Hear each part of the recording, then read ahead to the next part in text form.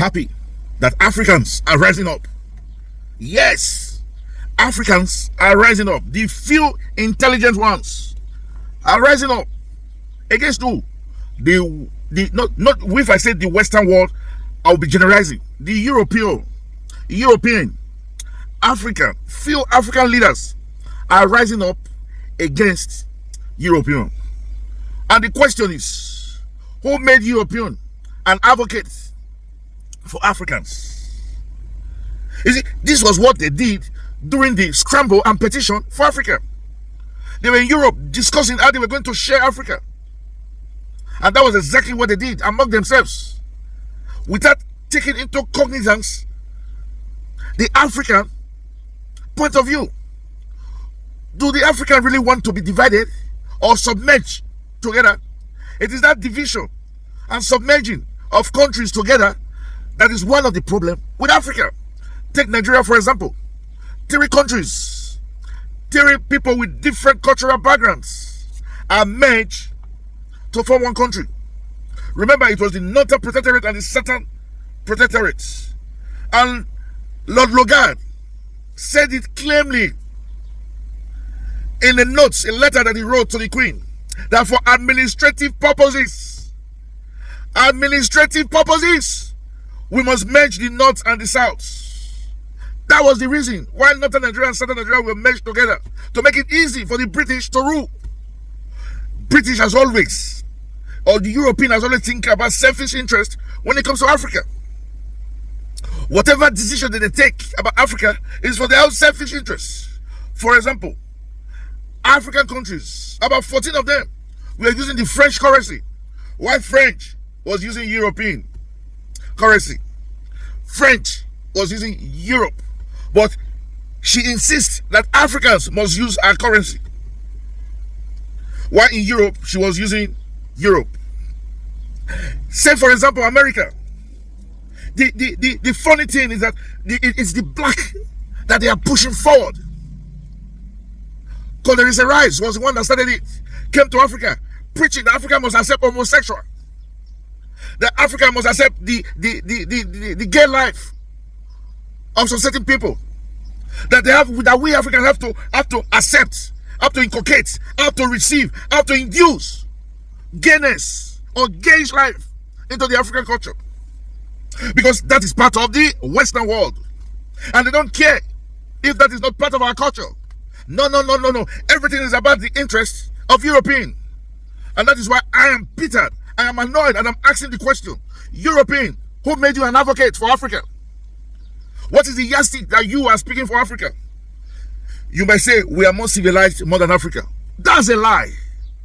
Read your book properly. Civilization started in Egypt. Read your book properly. The moles of the northern part of Africa were scientifically, intellectually more advanced than the European. There was a time people traveled to Egypt to learn medicine. There was a time people traveled to Mali to learn about the African way of life, culture. Remember, University of Timbuktu, that was one of the leading universities in the world. European are selfish, right from the word go. European are selfish. And that is the reason why now that Africans are rising, standing up to the European, people like us are very happy. You cannot speak for us. You cannot tell us what to do. You cannot impose your culture, your way of life on us. We are a different continent. We are different people. We think differently from the white people. And we act differently from the white people. We behave differently from the white people. You know why? Because we are different people. And who for God's sake said that democracy, that you people, the European practice, that you have labeled paradise on earth, and democracy, the best form of government? Who among you insists that it should be for Africa when you are not Africans, and when you do not feel African, and when you do not act African? That's a question. I have nothing wrong with democracy. Let's look at what democracy is. Democracy is the government by the people, for the people, and the people. There's 3 people in the definition of democracy. It has to do with people. Democracy came from a Greek word. There was a time Greek was one of the capital of the world. So this power is always shifting. It started with Egypt.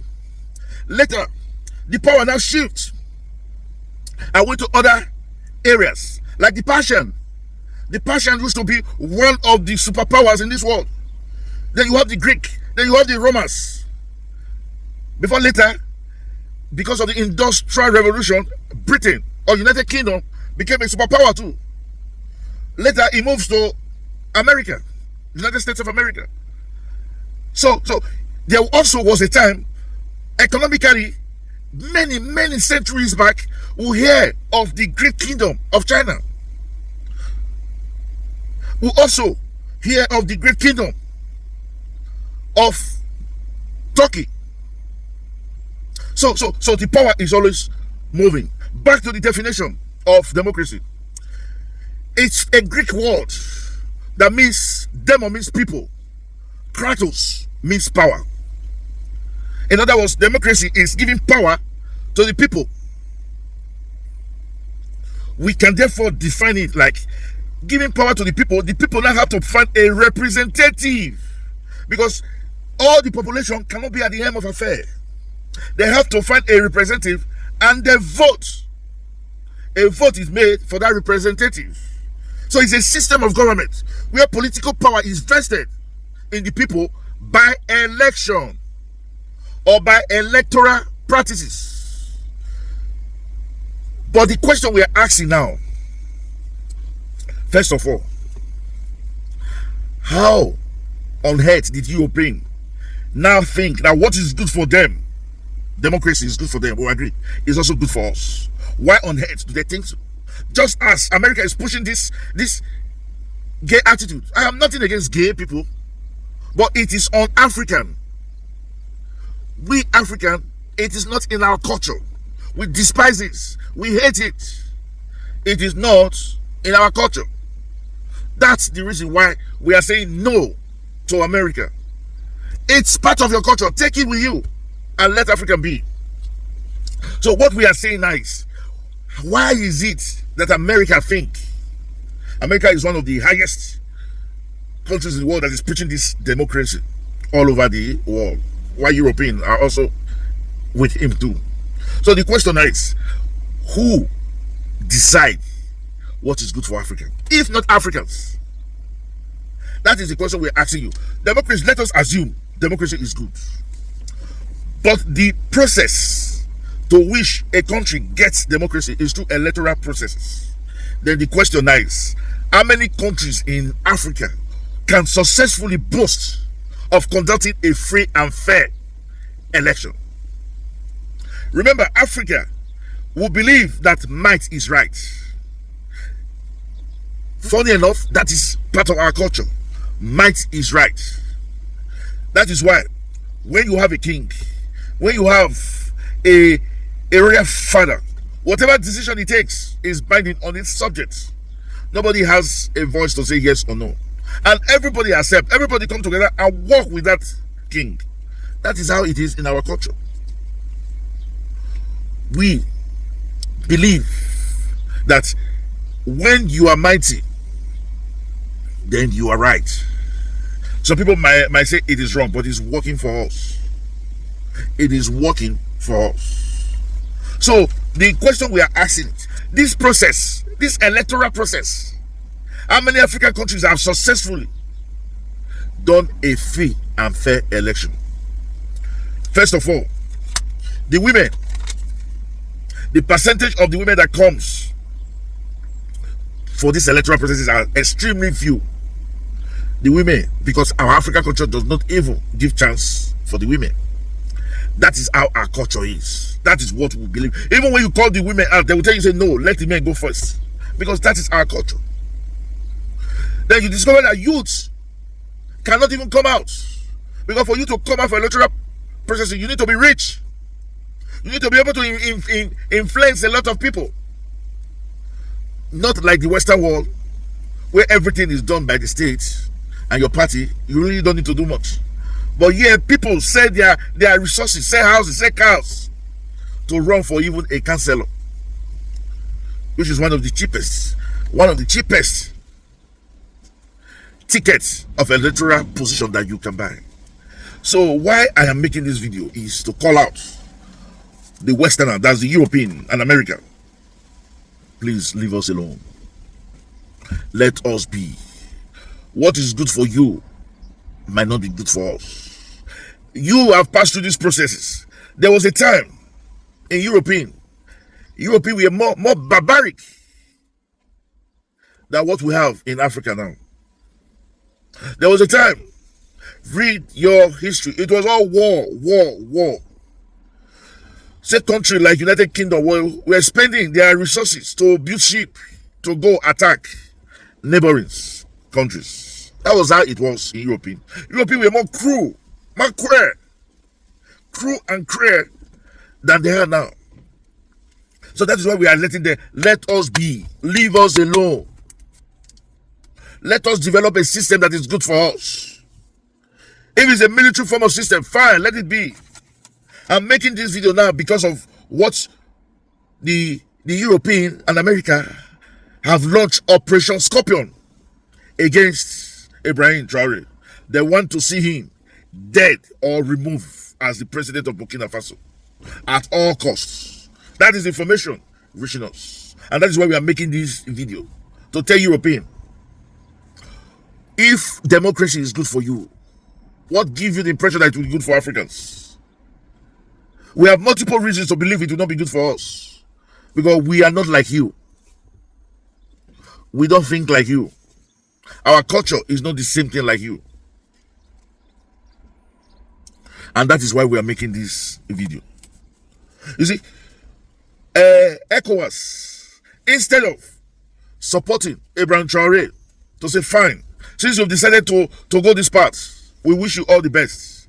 ECOWAS has come out to sanction Abraham Traore. Not just him alone, the Sahel countries. I think there are 4.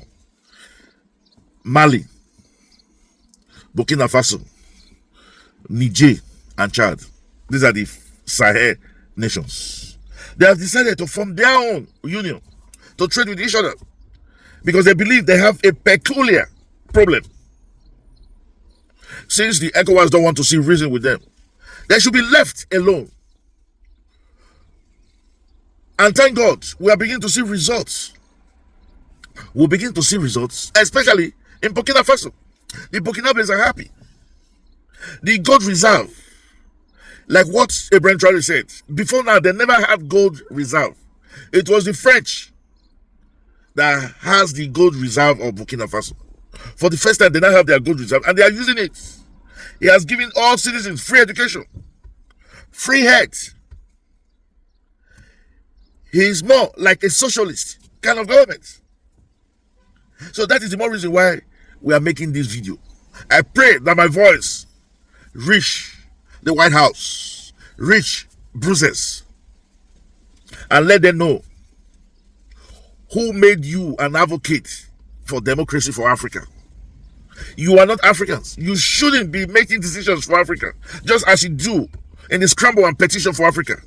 You were there in Europe deciding what to do, how to share Africans. And that has been one of the major problems that Africa has. If you go a country like Ghana and Cote d'Ivoire, there are some people in Ghana who does not think they are Ghanaians. They are more the Ivorians than they are in Ghana. But they have petitioned them to another country. And that is exactly what is happening in the northern part of Nigeria. Northern part of Nigeria belongs to the Sahel. But they have been forced to merge with the southern part of Nigeria that have different mentality. And that has been the reason why this country have not grown. Clash of interest, clash of culture. That is why we are making this video. Please, the European Union, Brussels should listen to this. What is good for Europe might not be good for Africa. And that is why African countries are beginning to reject their colonial influence, their colonial power, their colonial subjugated to keep them perpetually submerged as a country under another country. And that is why they are revolting. The higher time the European understand this, the better. More revolts will come. More people will come out. You know why? Because the time have reached that we Africans are waking up and now telling the white people, I am not European. I don't belong to Europe. I'm an African. I will think I'm African and I will do what I think is best for Africa. Well, this is Ine TV. We are global and social commentators. If it's the first time you're seeing this face, or the first time you're coming across the channel, we indulge you to please subscribe to this channel. And also, comment. No man knows it all. That's why we want you to have your thoughts too. They said it takes two to tango.